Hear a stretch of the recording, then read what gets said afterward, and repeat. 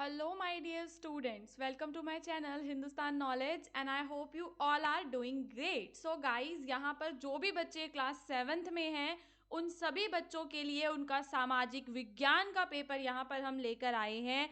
अगर आपने अभी तक कुछ भी नहीं पढ़ा है फिर भी आप यहाँ पे इस क्वेश्चन पेपर के द्वारा काफ़ी सारे प्रश्नों के उत्तर को याद कर सकते हैं और वो सारे के सारे उत्तर आपके एग्जाम में काम आएंगे। तो अगर आप हमारे चैनल पे नए हैं तो चैनल को ज़रूर सब्सक्राइब कर लेना, क्योंकि क्लास 7th के जितने भी पेपर हैं 2025 में होने वाले वो सारे पेपर हमारे चैनल पे अवेलेबल हैं। और स्टूडेंट्स, इसके अलावा मैं आपको बता देती हूँ कि अगर आपको इसका पीडीएफ डाउनलोड करना है, अगर आपको इन सभी क्वेश्चंस के पीडीएफ को डाउनलोड करना है तो उसके लिए आप लोग जाएंगे हमारी वेबसाइट पर जिसका नाम है hindustanknowledge.com। सो नाउ स्टूडेंट्स, यहाँ पर हम लोग कक्षा 7वीं वार्षिक परीक्षा 2025 का सामाजिक विज्ञान का पेपर आपके लिए लेकर आए हैं। यहाँ पर मैं आपको सभी प्रश्नों के उत्तर भी बताऊंगी ताकि आपके एग्जाम की जो तैयारी है वो काफ़ी अच्छे तरीके से हो सके। सो स्टूडेंट्स, यहाँ पर मेरी स्क्रीन पर आप देख सकते हैं कि जो आपका पहला क्वेश्चन है वो है आपके बहुविकल्पीय प्रश्न। तो यहाँ पर आपको इन 4 ऑप्शंस में से करेक्ट आंसर्स को चूज करना है। तो पहला क्वेश्चन क्या है? कानून और व्यवस्था बनाए रखने के लिए क्या आवश्यक है? कानून और व्यवस्था बनाए रखने के लिए स्टूडेंट्स हमें किसकी आवश्यकता होती है? सरकार की आवश्यकता होती है, क्योंकि जो हमारी सरकार है वो कानून बनाती है, व्यवस्था बनाती है और उसका जो कार्य है नीतियां बनाने का वो महत्वपूर्ण होता है। साथ ही साथ बच्चों, जो सरकार है वो नागरिकों के अधिकारों की रक्षा करती है, अपराधों को रोकती है। फिर यहाँ पर हमारा दूसरा है कि भारत का संविधान कितनी मूल स्वतंत्रताएं प्रदान करता है? तो भारतीय संविधान के अंतर्गत आपको क्या बतानी है? मूल स्वतंत्रताएं बतानी है। तो हमारी जो है बच्चों मूल स्वतंत्रताएं हैं वह हमारी कितनी है? 6 हैं। ठीक है। उसके बाद आपका अगला क्वेश्चन है कि परिवहन का सबसे सस्ता साधन कौन सा है? तो वो आपकी सड़कें हैं।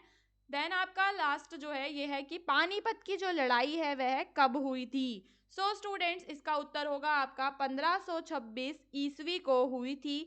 ठीक है। किसके बीच हुई थी ये लड़ाई, ये मैं आपको बता देती हूँ कि हो सकता है कि आपके एग्जाम में ये पूछ लिया जाए।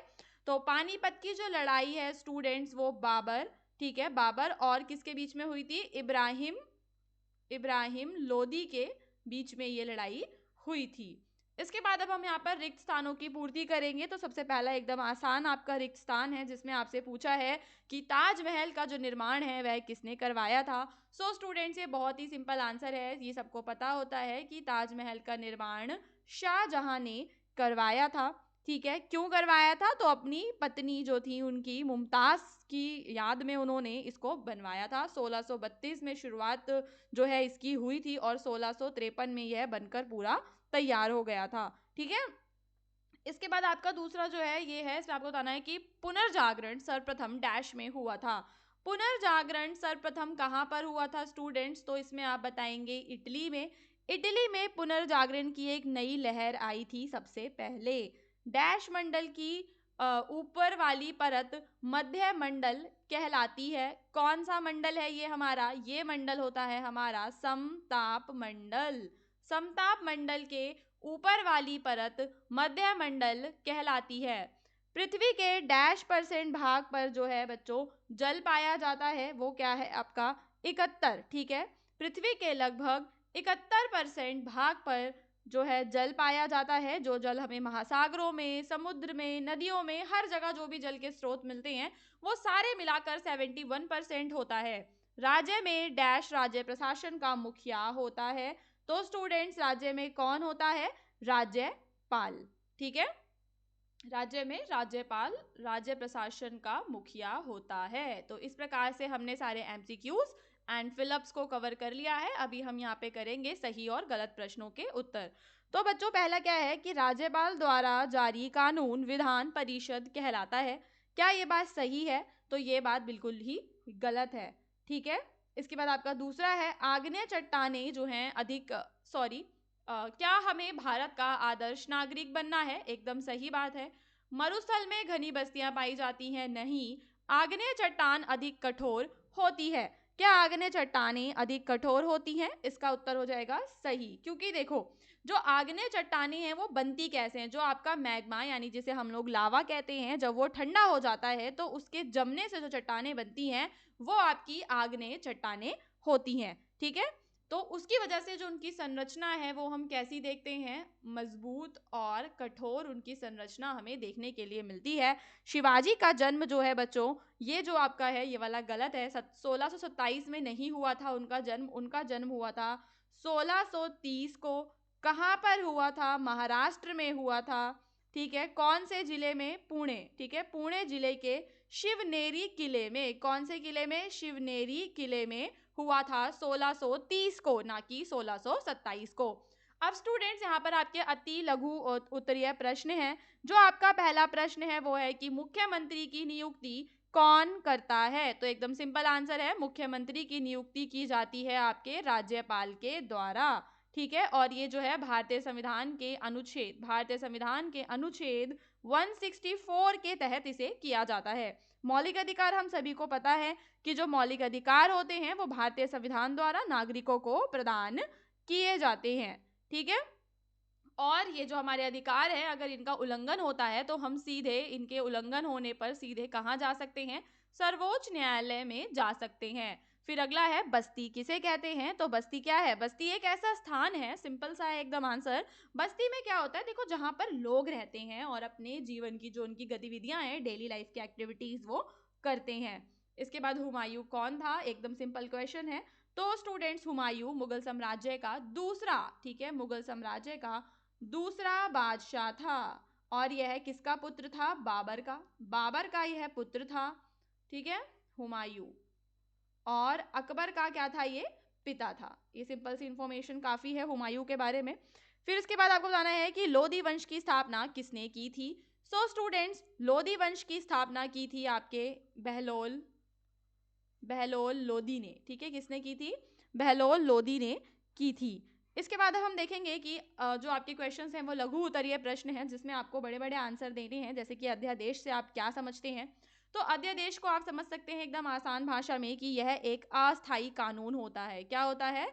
अस्थायी कानून होता है, और भारत के राष्ट्रपति के द्वारा इसे जारी किया जाता है। भारतीय राष्ट्रपति जो हैं अध्यादेशों को जारी करते हैं। ठीक है, और स्टूडेंट्स इसके बाद आपका नेक्स्ट है शोभ मंडल क्या है?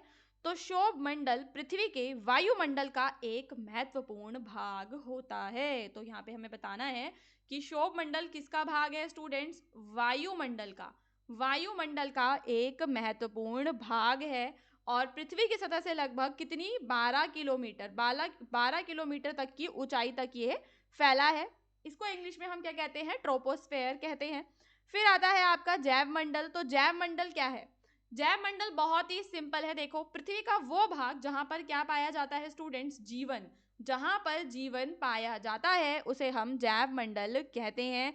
जैव मंडल में विभिन्न प्रकार का जीवन आएगा। इसमें आपके पौधे, जानवर, कीट और सूक्ष्म जीव, फंगस, ये सब आते हैं। फिर आपका अगला है माइकल एंजेलो।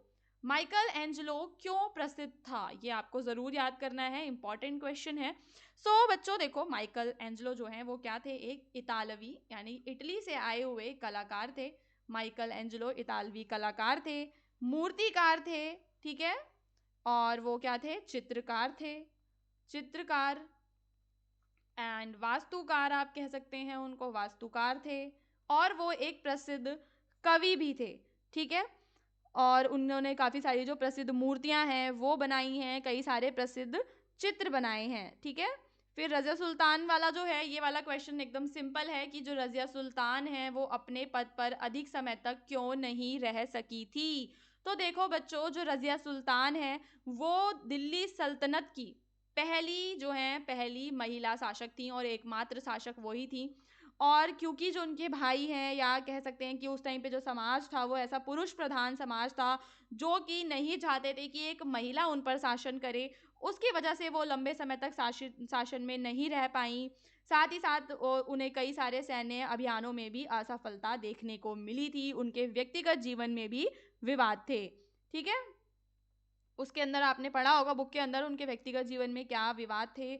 नाउ स्टूडेंट्स, अब हम नेक्स्ट क्वेश्चन पे चलेंगे कि अकबर के काल की कला और शिल्प कला पर आपको एक टिप्पणी लिखनी है। तो इसमें आप पूरा बताएंगे कि अकबर के काल में कौन कौन सी चित्रकला, वास्तुकला, ये सब था, ठीक है। इस्लामी और हिंदू कला का हमें अकबर के काल में संश्लेषण देखने के लिए मिलता है, ये आप जरूर बताएंगे, ठीक है। फिर दूसरा है मराठों के पतन के क्या कारण थे, वो आपको बताने हैं। तो इसके कई सारे कारण हैं, जैसे कि आप बता सकते हैं आंतरिक संघर्ष था, ठीक है, आंतरिक संघर्ष था। और पेशवाओं जो थे, पेशवाओं की कमजोरी के कारण, ठीक है, पेशवाओं की कमजोरी के कारण। और एक इम्पॉर्टेंट है कि अंग्रेजों की जो शक्ति है वह बढ़ रही थी, अंग्रेजों की बढ़ती शक्ति के कारण आर्थिक कमजोरी, सैन्य कमजोरी, ये सब आप बताएंगे। फिर आपको ज्वालामुखियों के बारे में बताना है बच्चों। तो ज्वालामुखी कई सारे होते हैं, जैसे कि एक होते हैं आपके एक्टिव यानी कि सक्रिय, सक्रिय ज्वालामुखी, एक होते हैं डोरमेंट, कौन से, डोरमेंट ज्वालामुखी, जिन्हें हम सुप्त ज्वालामुखी भी कहते हैं, ठीक है, जो कि अभी वर्तमान में सक्रिय नहीं है लेकिन वो आगे जाकर सक्रिय हो सकते हैं। फिर एक होते हैं विलुप्त हो गए, जो विलुप्त हो गए, जो निष्क्रिय हो चुके हैं पूरी तरह से, ठीक है। इसके बाद स्टूडेंट्स अब हमारा अगला है जिसमें आपको बताना है पारिस्थितिकी तंत्र, पारिस्थितिकी तंत्र या परितंत्र के विषय में आपको पूरा विस्तार पूर्वक इसमें आपको लिखना है।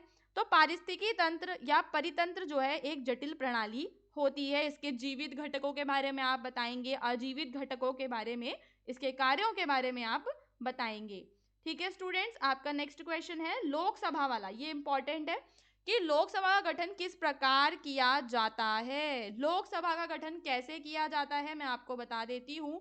प्रत्यक्ष, ये आपको जरूर लिखना है, प्रत्यक्ष निर्वाचन प्रणाली के द्वारा, ठीक है, प्रत्यक्ष निर्वाचन प्रणाली द्वारा। एक और चीज है यहाँ पर, क्या, वयस्क, वयस्क मताधिकार समझते हो, जो 18+ जो लोग होते हैं वो वोट देते हैं। तो प्रत्यक्ष निर्वाचन प्रणाली द्वारा वयस्क मत अधिकार पर किया जाता है, ठीक है। इसके सदस्य जनता के द्वारा निर्वाचित होते हैं। और अगर हम बात करें कि अगर आपको लोकसभा का सदस्य बनना है तो आपके पास क्या क्या योग्यताएं होनी चाहिए, तो सिंपल है, पहली चीज, जो व्यक्ति है वो क्या होना चाहिए, भारत का नागरिक होना चाहिए वो व्यक्ति। उसकी जो आयु है वो 25 वर्ष होनी चाहिए मिनिमम, ठीक है बच्चों। और वो जो है किसी भी न्यायालय द्वारा दिवालिया, दिवालिया समझते हो, जिसके जो बिल्कुल ही कंगाल हो गया हो, ठीक है, दिवालिया ना ठहराया गया हो वो किसी के भी द्वारा, पागल ना हो, ये सारी चीजें होती हैं। तो 25 वर्ष उसकी उसकी उम्र होनी चाहिए और वो भारत का नागरिक होना चाहिए, तो वो लोकसभा का सदस्य बन सकता है। लोकसभा गठन किस प्रकार से किया जाता है ये भी मैंने आपको बता दिया है। सो स्टूडेंट्स, अगर आपको वीडियो अच्छा लगा हो तो वीडियो को ज़रूर लाइक करना। इसके अलावा यहाँ पर एक और इम्पोर्टेंट इन्फॉर्मेशन आपके लिए ये है कि आप इसका PDF भी डाउनलोड कर सकते हैं और वो PDF मिलेगा आपको हमारी वेबसाइट पर, जिसका नाम है hindustannowledge.com, ठीक है। उसके अलावा स्टूडेंट्स, अगर आप लोग चाहते हैं कि आपको हर एक वीडियो के बारे में जो इन्फॉर्मेशन है वो जल्दी से जल्दी मिले, तो उसके लिए आप लोग हमारे व्हाट्सएप चैनल को ज्वाइन कर सकते हैं। व्हाट्सएप चैनल का लिंक आपको डिस्क्रिप्शन में मिल जाएगा, वहां से जाकर आप लोग ज़रूर हमारे चैनल को ज्वाइन कीजिए, ताकि अभी जो आपके एग्जाम्स आने वाले हैं उनके लिए जो भी हमें न्यू पेपर्स मिलेंगे वो सारे हम अपलोड करेंगे विद आंसर्स, ताकि आप सभी की हेल्प हो सके।